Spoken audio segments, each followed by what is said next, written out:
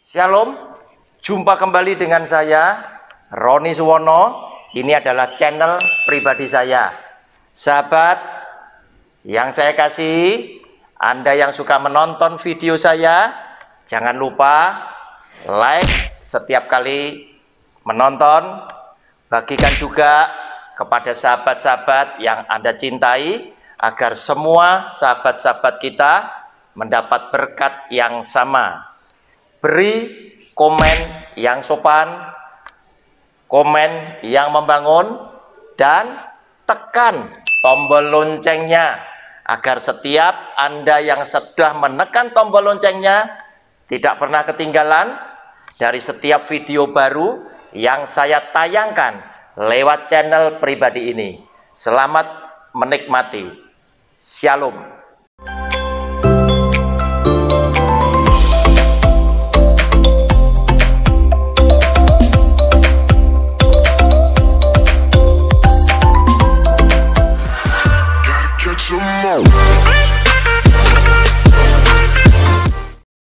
Shalom, jumpa kembali dengan channel pribadi saya lewat program Sabar Selidiki Alkitab bersama Roni Suwono. Saudara, kita memasuki video yang kedua dari judul pelajaran berseri Jangan Sesat, Perbuatan Baik Harus Tetap Kita Lakukan. Hari ini kita akan mencermati judul kecilnya yang berbunyi demikian. Perbuatanmu akan menentukan siapa jati dirimu. Nah saudara, kita pelajari lebih dulu, baca lebih dulu firman Tuhan dari Yohanes pasal yang ketiga ayat 19 sampai dengan 21. Yohanes pasal 3 ayat 19 sampai dengan 21. Dan inilah hukum itu, terang telah datang ke dalam dunia, tetapi manusia lebih menyukai kegelapan daripada terang, sebab perbuatan-perbuatan mereka jahat. Sebab barang siapa berbuat jahat membenci terang dan tidak datang kepada terang itu, supaya perbuatan-perbuatannya yang jahat itu tidak nampak. Tetapi barang siapa melakukan yang benar, ia datang kepada terang, supaya menjadi nyata bahwa perbuatan-perbuatannya dilakukan dalam Allah. Saudara, firman Tuhan banyak memberikan petunjuk kepada saudara dan saya. Sepertinya segala persoalan di dalam hidup, firman Tuhan ini menjawab. Kenapa demikian? Tuhan sebagai pencipta manusia, pastilah Dia tidak ingin melepaskan atau menciptakan manusia tanpa satu bekal. Dia memberikan firman menjadi pelita buat kita punya kaki, agar supaya pelita tadi menuntun setiap langkah hidup orang yang percaya kepada Tuhan Sang Penciptanya. Sehingga lewat apa yang kita lakukan, yang mengikuti petunjuk firman-Nya, maka hidup kita akan diberkati dengan segala perkara yang baik. Jika kita menghadapi masalah, kita pun akan mendapatkan pertolongan daripada Tuhan. Dan yang pada akhirnya, semua orang yang mengikuti akan firman-Nya akan diselamatkan dan boleh hidup dalam hidup kekal di dalam kerajaan sorga. Saudara, apa yang dikatakan di dalam firman Tuhan tadi akan menjawab judul kecil kita. Jika ada orang mulai berkata, perbuatan itu tidak perlu perbuatan baik dilakukan. Saudara, saya katakan pada video saya yang pertama, ajaran itu pasti salah. Sebab orang berbuat sesuatu justru menunjukkan siapa jati dirinya. Kita berkata, orang ini pencuri. Kenapa? Karena orang ini tertangkap. Dia mengambil barang yang bukan miliknya dia di sebuah toko swalayan. Saudara, sehingga orang berkata ini adalah pencuri, yaitu orang yang mengambil barang bukan miliknya, itu disebut pencuri. Saudara, demikian pula ketika kita harus berkata orang ini penipu. Karena apa? Karena ternyata dia memberikan keterangan yang tidak sama dengan kenyataannya. Sehingga kita ngomong, orang ini penipu, orang ini berbohong, dan lain sebagainya. Berarti, predikat, berarti status seseorang, itu jati diri seseorang baru bisa ditentukan lewat perbuatannya.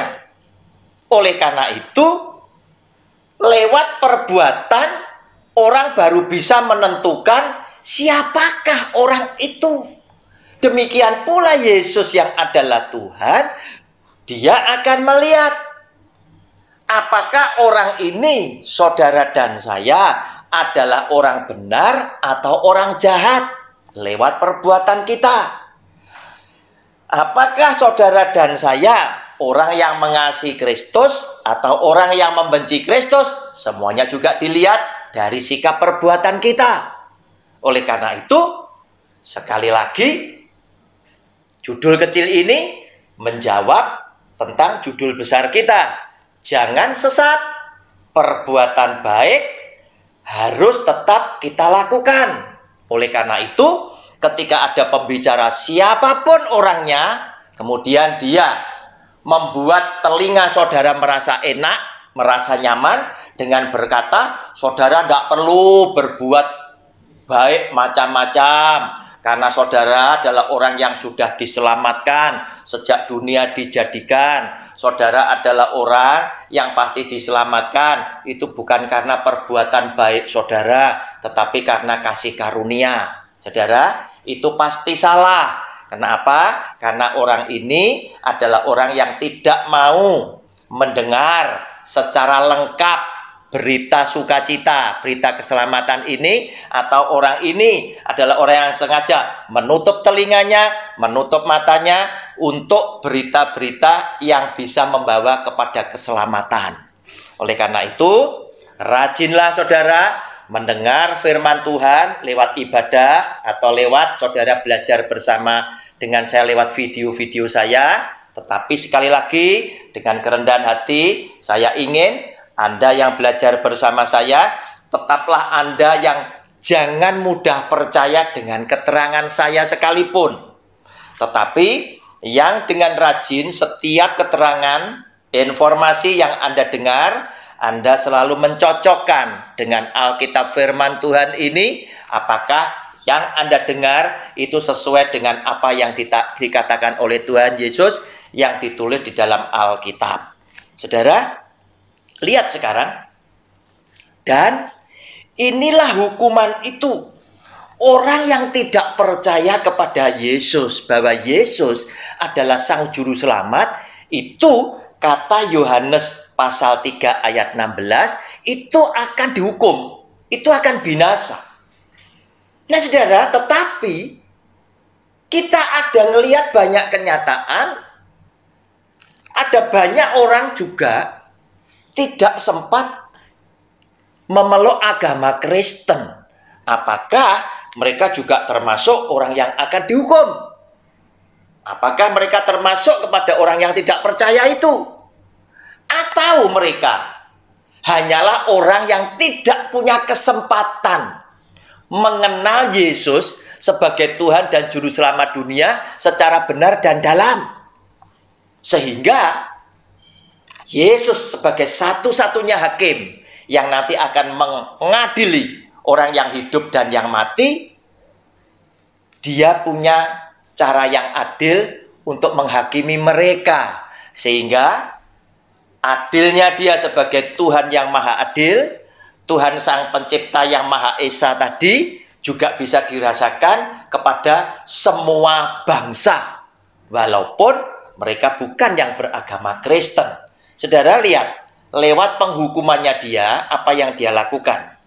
Ayat 19 sampai 21 dari Yohanes pasal 3. Dan inilah hukuman itu. Terang telah datang ke dalam dunia. Yang dimaksud adalah Yesus yang adalah Tuhan. Dia juga disebut sebagai terang hidup, terang manusia, yaitu Tuhan yang menjelma sebagai manusia di dalam jati diri Yesus Kristus Tuhan. Tetapi manusia lebih menyukai kegelapan daripada terang, sebab perbuatan-perbuatan mereka jahat. Saudara, apa yang diumpamakan di dalam firman Tuhan sungguhlah nyata sesuai dengan keadaan manusia-manusia yang hidup pada zaman sekarang ini. Segala sesuatu yang jahat itu sukanya selalu tidak hidup di dalam terang, tetapi di dalam gelap atau minimal remang-remang. Kenapa? Karena mereka tidak ingin perbuatan jahatnya itu diketahui oleh banyak orang. Karena itu mereka lebih suka hidup di tengah-tengah kegelapan, hidup di tengah remang-remang ini tadi, supaya perbuatan jahatnya bisa leluasa mereka lakukan, mereka kerjakan bersama dengan kelompok mereka. Saudara, ayat 20, sebab barang siapa berbuat jahat,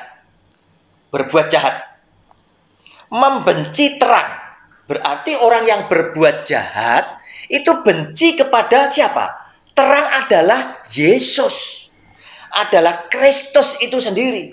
Berarti orang yang berbuat jahat, siapapun, baik dia yang bukan Kristen maupun yang Kristen, telah membenci terang itu tadi, membenci Yesus Kristus Tuhan, dan tidak datang kepada terang itu. Dan perbuatannya itu mencerminkan, menunjukkan bahwa engkau tidak datang kepada terang itu, kepada Yesus Kristus Tuhan sendiri. Kenapa? Karena Yesus Kristus Tuhan disebut sebagai terang manusia. Saudara, kita lihat ya di dalam Yohanes pasal yang pertama, ya. Saya bacakan ayat 1 sampai dengan ayat yang keempat. Perhatian kita pada ayat yang keempat. Demikian bunyi firman-Nya. Judulnya, firman yang telah menjadi manusia. Pada mulanya adalah firman. Firman itu bersama-sama dengan Allah. Dan firman itu adalah Allah. Ia pada mulanya bersama-sama dengan Allah. Segala sesuatu dijadikan oleh Dia. Dan tanpa Dia, tidak ada suatu pun yang telah jadi dari segala yang telah dijadikan. Berarti firman itu yang menjadikan. Firman adalah anak manusia, adalah Tuhan Yesus. Ayat keempat, perhatikan. Dalam Dia, dalam Yesus, ada hidup. Dan hidup itu adalah terang manusia. Berarti terang ini adalah untuk menyebutkan jati dirinya Yesus Kristus Tuhan. Saudara, kita lanjutkan. Kita ulang ayat 20. Sebab barang siapa berbuat jahat, membenci terang, membenci Yesus, dan tidak datang kepada terang itu, tidak datang kepada Yesus Kristus Tuhan, supaya perbuatan-perbuatannya yang jahat itu tidak nampak, karena Yesus Kristus Tuhan sebagai terang itu menguasai gelap, dan gelap tidak ada lagi di hadapan Dia. Semua perbuatan saudara dan saya itu terbuka, itu telanjang, itu diketahui oleh Kristus. Ayat 21. Tetapi barang siapa melakukan yang benar, barang siapa melakukan yang benar, ia datang kepada terang. Siapapun orangnya, baik Kristen maupun bukan agamanya, yang melakukan yang benar, berarti orang ini datang kepada Kristus Yesus, kepada terang, supaya menjadi nyata bahwa perbuatan-perbuatannya dilakukan dalam Allah.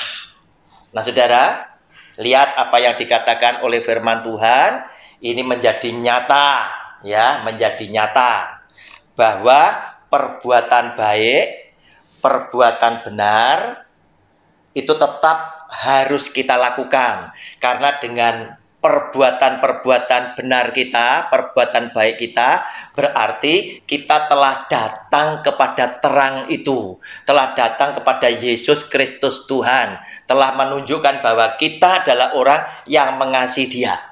Nah, sekarang persoalannya, bagaimana dengan sesama kita yang bukan beragama Kristen? Tentunya ini pun mendapatkan penghargaan di hati Kristus dibandingkan orang Kristen yang ngaku Kristen, bahkan sudah dibaptis, tetapi dia tidak lakukan apa-apa. Buat apa hidup yang seperti itu? Nah, saudara, ayatnya apakah ada? Ada. Di dalam hidup ini berarti ada orang yang tidak berbuat baik, tetapi diam saja. Dan ada orang yang berbuat baik, dan ada orang yang berbuat jahat. Apa yang dikatakan oleh firman Tuhan? Kita buka pada Matius pasal yang ketiga, ayatnya yang ke-8 sampai dengan yang ke-10. Ketika Anda dan saya ada kesempatan untuk dibaptis, jangan tidak dilakukan. Kesempatan ini tetap harus dilakukan. Karena baptis adalah bukti pertobatan kita. Bukti kita mau tinggalkan dosa-dosa kita. Kemudian lewat baptisan air tadi di dalam nama Bapa, Anak, dan Roh Kudus, kita mengakui bahwa Yesus adalah Tuhan dan Juru Selamatku pribadi. Sejak hari itu, kita menjadi anaknya Tuhan yang mau berjanji meninggalkan dosa-dosa masa lalu kita, kemudian memulai hidup yang baru dengan menunjukkan buah-buah pertobatan kita. Yang lama yang penuh dengan dosa tidak tak perbuat lagi, tetapi sekarang yang baru oleh karena pengenalanku akan Kristus Yesus dengan segala firman-Nya, itulah yang akan aku lakukan di dalam kehidupanku yang ke depan. Nah, saudara, kita lihat ini kata-kata Yohanes Pembaptis menghadapi ahli Taurat dan orang Farisi. Dia adalah seorang pembaptis. Sudah banyak ribuan orang yang dibaptis oleh dia. Inilah yang dikatakan. Jadi, hasilkanlah buah yang sesuai dengan pertobatan. Dia berkata, kamu harus berbuah. Tidak boleh berhenti dengan dibaptis saja terus diam. Harus berbuah. Dibaptis penting, ya. Jika kesempatan itu ada. Tetapi juga ada orang yang tidak dibaptis juga bisa diselamatkan. Kenapa? Karena kesempatan untuk dibaptis dia tidak ada lagi. Contohnya, penjahat yang ada di sebelah kanan Tuhan Yesus tidak sempat dibaptis. Tetapi dia memiliki dua unsur yang sudah membuat Tuhan Yesus itu berkenan untuk menyelamatkan penjahat ini. Dia berkata, dia bersaksi, dia mengaku dengan mulutnya sendiri. Dia ngomong sama penjahat yang ada di sebelah kiri Tuhan Yesus. Hei, kamu dan aku, jika kita harus menanggung penderitaan dan hukuman ini, kita ini wajar, pantas, karena kita ini adalah orang berdosa, orang jahat. Tetapi Yesus yang adalah Kristus ini adalah orang yang seharusnya tidak harus menanggung hukuman seperti ini. Karena dia tidak berdosa. Dia tidak bersalah. Kemudian, setelah dia mengaku bahwa dia adalah orang yang berdosa, dia mengaku bahwa Yesus adalah orang yang tidak salah, tidak berdosa. Dia berkata, Yesus, jika nanti engkau datang kedua kalinya sebagai raja, ingatlah aku. Dia beriman, dia percaya bahwa Yesus itu bukan cuma sekedar manusia, tetapi dia percaya bahwa Yesus adalah yang mulia, yang jika nanti datang kedua kalinya sebagai raja, ingatlah akan aku, orang yang berdosa ini. Maka saat itu pula Tuhan Yesus memberikan jawaban. Sesungguhnya mulai hari ini engkau sudah bersama-sama dengan aku di dalam Firdaus. Saudara, terserah kepada para teolog mengartikan, menafsirkan Firdaus itu apa. Tetapi saya yakin Firdaus adalah tempat yang ada di dalam kerajaan surga. Karena itu dia berkata, sesungguhnya mulai hari ini engkau sudah boleh tinggal bersama-sama dengan aku di dalam Firdaus. Saudara yang dikasihi oleh Tuhan, apa yang dikatakan selanjutnya di dalam ayat yang ke-9? Dan janganlah mengira bahwa kamu dapat berkata dalam hatimu, Abraham adalah bapa kami. Karena aku berkata kepadamu, Allah dapat menjadikan anak-anak bagi Abraham dari batu-batu ini. Orang Yahudi selalu bangga, kami keturunan Abraham. Sehingga oleh Abraham diselamatkan, Abraham jadi sahabat Allah, kami pun diselamatkan. Nah saudara, sama seperti sebagian kecil saudara-saudara kita Kristen dalam tanda kutip yang punya pandangan seperti ini masih ada. Mereka terlalu yakin bahwa mereka pasti adalah orang yang diselamatkan. Sehingga di dalam hidupnya suka meremehkan kepada sesama yang lain yang bukan Kristen. Suka memandang rendah orang-orang lain yang tidak mengenal dengan benar dan dalam siapakah Yesus itu. Oleh karena orang ini lahir di tengah-tengah keluarga yang beragama dan keyakinan yang lain. Padahal saudara kita dalam kelompok kecil ini belum tentu mereka juga berbuah sesuai dengan buah pertobatan yang diminta di dalam Alkitab. Saudara, ayat 10. Kapak sudah tersedia pada akar pohon, dan setiap pohon yang tidak menghasilkan buah yang baik pasti ditebang dan dibuang ke dalam api. Artinya, saudara percuma dibaptis.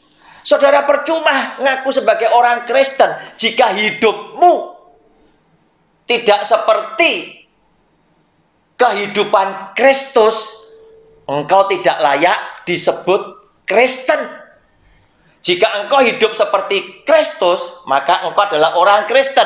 Dan dijamin orang Kristen akan memberikan buah-buah pertobatannya, yaitu hidupnya berarti untuk Tuhan, hidupnya berarti untuk sesama yang lain, karena lewat hidup saudara dan saya, ada begitu banyak orang di sekeliling kita terberkati, sehingga lewat hidup kita, banyak mata menyaksikan, kita ini adalah Alkitab yang terbuka, khotbah yang hidup, adalah kesaksian hidup saudara dan saya ketika kita bisa menjadi terang dan garam dunia.